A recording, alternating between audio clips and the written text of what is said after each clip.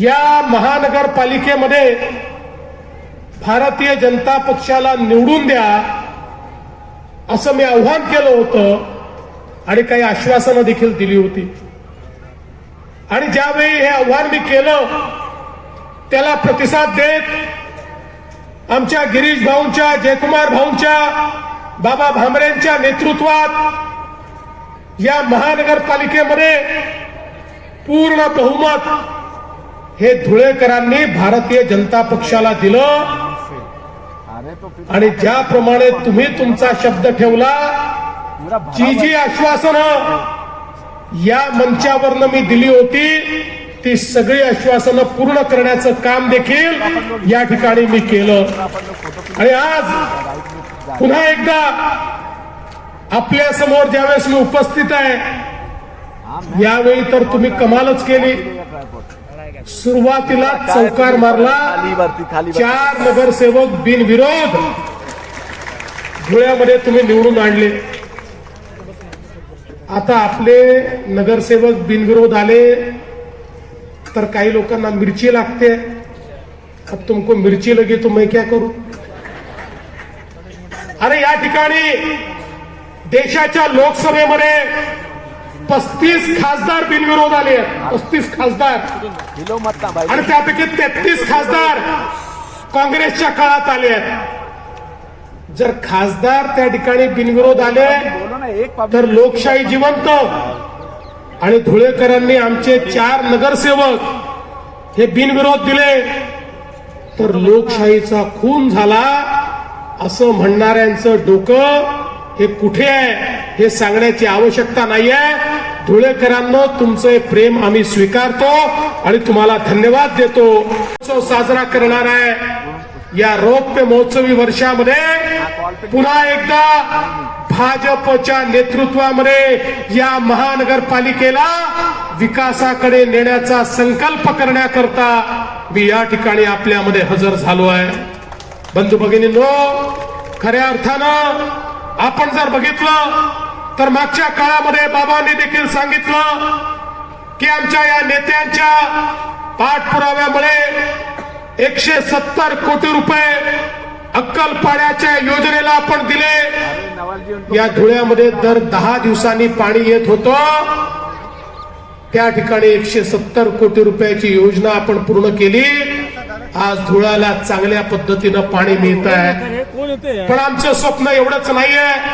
आमचं स्वप्न हे या ठिकाणी धुळ्यातल्या प्रत्येक घरामध्ये प्रत्येक दिवशी माझी माता भगिनी आपला नळ उघडेल तर पिण्याचं स्वच्छ पाणी आलंच पाहिजे, हे आमचं स्वप्न आहे। आणि म्हणून धुळे असेल, धुळ्याच्या विस्तारित 11 गावांचा भाग असेल, त्याही ठिकाणी 143 कोटी रुपयाची पाणी पुरवठ्याची योजना ही आपण सुरू केली। त्याचंही 70% काम झालंय। 91,000 नागरिकांना त्याचा देखील फायदा होणार आहे। आणि आता तापीच्या योजनेमध्ये जी जुनी पाईपलाईन आहे ती बदलण्याची मागणी देखील आमच्या अनुभवांनी या ठिकाणी केलेली आहे।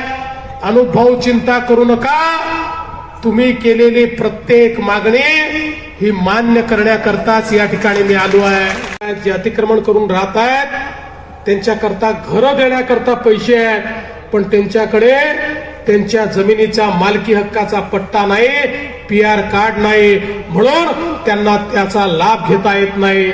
मला सांगताना आनंद वाटतो, 2च महिन्यापूर्वी राज्याच्या मंत्रिमंडळाने निर्णय घेतला, झोपडपट्टीमध्ये राहणारा, अतिक्रमण करून घर बांधलेला अशा प्रत्येकाला त्याच्या जमिनीचा मालकी हक्काचा पट्टा आता आपण देणार आहोत। आणि केवळ पट्टा देऊन थांबणार नाही तर त्या प्रत्येक गरीबाला प्रधानमंत्री आवास योजनेतनं पक्क घर आपण देणार आहोत। आणि म्हणून अनुप भैया, ही धुळ्याची जनता महानगरपालिकेचा कारभार पुन्हा भाजपच्या हाती देणार आहे। पहिलं काम करा, प्रत्येक झोपडपट्टीवाल्याला, प्रत्येक अतिक्रमण धारकाला त्यांच्या जमिनीचा मालकी हक्काचा पट्टा आणि PR कार्ड द्या। आणि हे काम पूर्ण झाल्याबरोबर मग मला सांगा तुमच्याकडे किती बेघर आहेत, किती लोक कच्च्या घरात राहतात, त्या प्रत्येकाला पक्क घर हे मोदीजींच्या योजनेतनं आम्ही देऊ.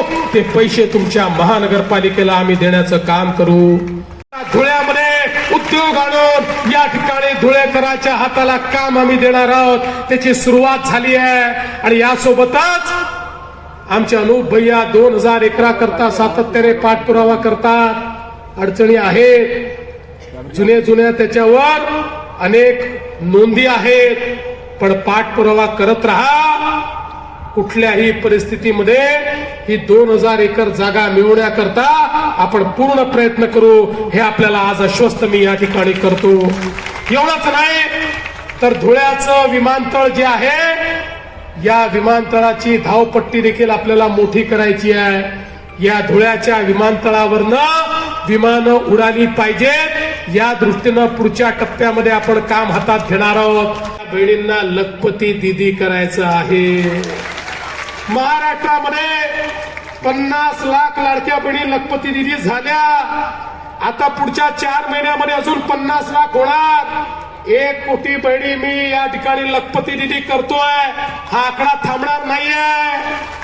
पण मी ज्यावेळेस पुढच्या वेळी धुळ्यात येईल, महापौर बसल्यानंतर येईल, त्यावेळी तुम्हाला प्रश्न विचारणार पालकमंत्री महोदय, आमदार महोदय आणि महापौरांना की माझ्या धुळ्यातल्या किती लाडक्या बहिणींना तुम्ही लखपती दीदी या ठिकाणी केलं. आता या धुळ्यामध्ये आपली महानगरपालिका आल्यानंतर या दोन्ही बाजूला बसलेल्या होणाऱ्या नगरसेवकांना सांगतो, तुम्हाला मी या ठिकाणी ही टास्क देऊन जातोय, तुमच्यावर जबाबदारी टाकून जातोय. माझ्या लाडक्या बहिणींना पुढच्या काळामध्ये या ठिकाणी लखपती दीदी हे बनवण्याची जबाबदारी तुमच्यावर टाकून या ठिकाणी जातोय. या धुळे शहराला एक आधुनिक शहर म्हणून या ठिकाणी स्थापित करायचं आहे. हे धुळे शहर या उत्तर महाराष्ट्राचा खानदेशाचा चेहरा म्हणून, या खानदेशाचा प्रवेशद्वार म्हणून या ठिकाणी स्थापित करायचं आहे. हे धुळे शहर जे छत्रपती शिवाजी महाराजांच्या पदस्पर्शाने पावन झालेल्या खानदेशाची राजधानी आहे. या धुळे शहरामध्ये पुन्हा एकदा भगव्याचं राज्य आणण्याकरता ही निवडणूक या ठिकाणी आपल्याला जिंकायची आहे. आणि म्हणून तुम्हाला आव्हान करतो, येत्या 15 तारखेला तुम्ही त्या ठिकाणी जाऊन ज्या मशीनवर ज्या ठिकाणी तुम्हाला कमळ दिसेल त्या कमळाची बटन दाबा. 15 तारखेला कमळाची चिंता तुम्ही करा. 15 तारखेनंतर पुढचे 5 वर्ष धुळ्याची चिंता हा देवा भाऊ आणि सगळे नेते मंडळी करतील, एवढा सांगतो आणि माझं बोलणं संपवतो.